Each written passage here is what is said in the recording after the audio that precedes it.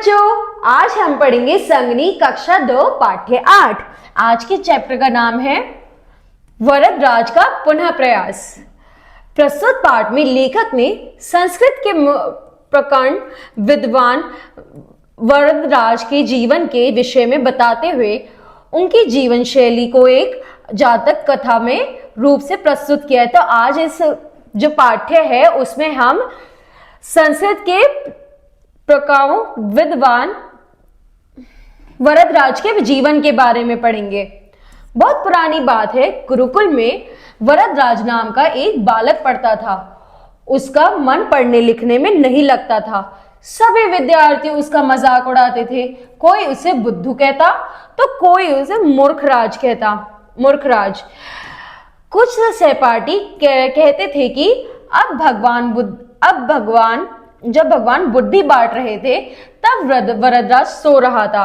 तो बच्चों, एक बार की बहुत पुरानी बात है कि गुरुकुल में एक वरदराज नाम का एक बच्चा रहता था जिसका पढ़ाई लिखाई में कोई इंटरेस्ट नहीं था, जिसकी वजह से आपस में जो बच्चे उसका मजाक उड़ाते थे।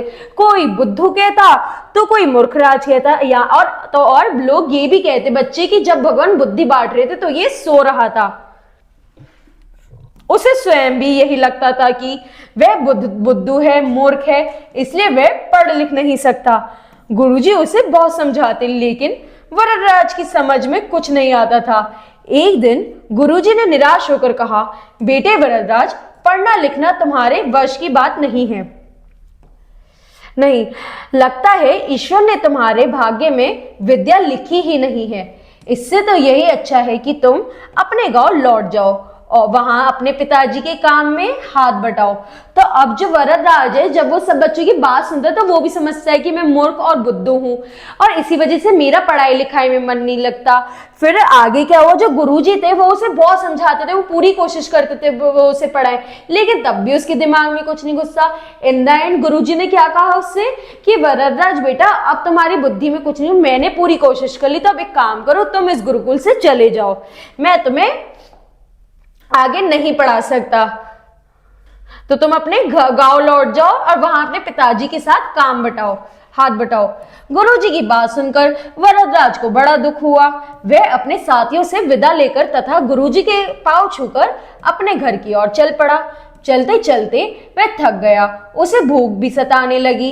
रास्ते में खाने के लिए गुरुजी ने उसे थोड़ा सा सत्तू दिया था। अब आगे क्या हुआ बच्चों, बड़े ही दुख के साथ जो वरदराज है वो वहां से चला जाता है, अपने सारे सहपाठियों को बाय करता है और गुरुजी के चरण स्पर्श करके निकलता है। रास्ते में उसे भूख लगने लगी तो जो गुरुजी ने उसे थोड़े से वो सत्तू दिया था वो उसे वहां पे बैठकर खाने लगा। उसे उस सत्तू की याद आई। उसने अपने थैले से सत्तू निकाला और एक और बैठकर उसे खाने लगा। कुछ दूरी पर गांव की स्त्रियां कुएं से पानी भर रही थी। वह पानी पीने वहां पहुंचा। तब आगे क्या हुआ, उसने वो सत्तू का थैला निकाला, उसमें से सत्तू खाने लगा। फिर उसे आवाज आई कुछ स्त्रियों की जो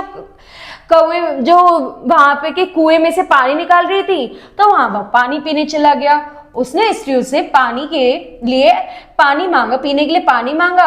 जब स्त्रियां रस्सी से पानी खींच रही थी, अचानक उसका ध्यान कुएं की ओर गया।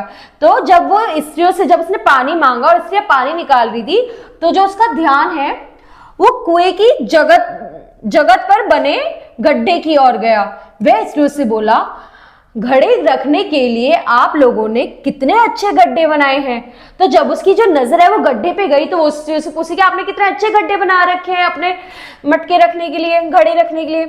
उसकी भोली बातें सुनकर स्त्रियों ने उसे समझाया कि ये गड्ढे बार बार घड़ों को रखने से अपने आप बन गए हैं, किसी ने इन्हें नहीं बनाया है। वरदराज के आश्चर्य का ठिकाना ना रहा। अब वो जो स्त्रियां हैं वो उसकी भोलेपन को उसको समझाते हुए बोलती कि ये जो गड्ढे हैं वो बार बार घड़ा रखने से बन गया है, ये हमने बनाया नहीं है। ये बात सुनकर वो बड़े आश्चर्य में रहने लगा। उसने पूछा, क्या सचमुच ही ये घड़े अपने आप बने हैं? गड्ढे ये जो हैं वो कहते क्या सचमुच ये गड्ढे अपने आप बने हैं? क्या मिट्टी के घड़ों में इतनी ताकत है कि वे पत्थर को घिस दें? वो पूछे क्या मिट्टी के घड़े में इतनी ताकत होती है कि वो एक गड्ढे को बना सकती है, एक पत्थर को घिस सकती है? स्त्रियों ने बताया, हाँ बेटा, ये देखो कुएं की जगह पर रस्सी ने भी घिस घिस कर निशान बना दिए। तो वो उसे अब कुएं के पास घिसी हुई जहां पे रस्सी है वो उसे घिसी है, वहां पे जो निशान बन जाते हैं वो दिखाते हैं। वरदान ने अपने मन में सोचा कि जब मिट्टी के घड़े और कोमल रस्सी से पत्थर घिस सकता है तो बार बार अभ्यास करने से क्या मैं विद्या प्राप्त नहीं कर सकता। अब उस घड़े और रस्सी से उसे क्या सीख मिली, अगर ये घिस कर रख कर ये सब परिश्रम करके कुछ कर सकते तो क्या मैं नहीं कर सकता, बार बार अपने परिश्रम करके अपनी विद्या प्राप्त नहीं कर सकता अभ्यास करके।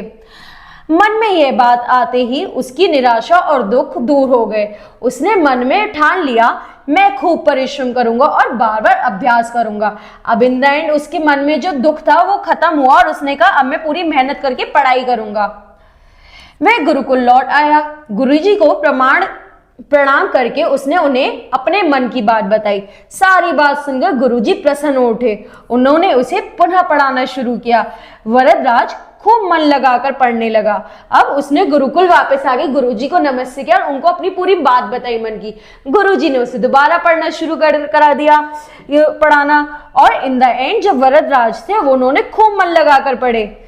वह अभ्यास के महत्व को समझ चुका था। कुएं की घटना से उसका कायाकल्प कर दिया था। अब जो कुएं की घटना थी उससे उसकी जो कायाकल्प हो गई थी, उसने अभ्यास का महत्व समझा। बड़े होकर बालक वरदराज संस्कृत भाषा के प्रकांड विद्वान बने। इनकी ख्याति सारे भारत में फैल गई। इन्होंने संस्कृत भाषा का व्याकरण लिखा। तो अब बड़े होकर जो वरदराज हैं वे बहुत बड़े संस्कृत के प्रकांड विद्वान बने और आगे चल के इन्होंने संस्कृत भाषा का व्याकरण भी लिखा था। ठीक है बच्चों, तो अगर हम मेहनत करते रहेंगे तो एक दिन हम जरूर सफल होंगे। अब अगली क्लास में अगला चैप्टर पढ़ेंगे। Thank you.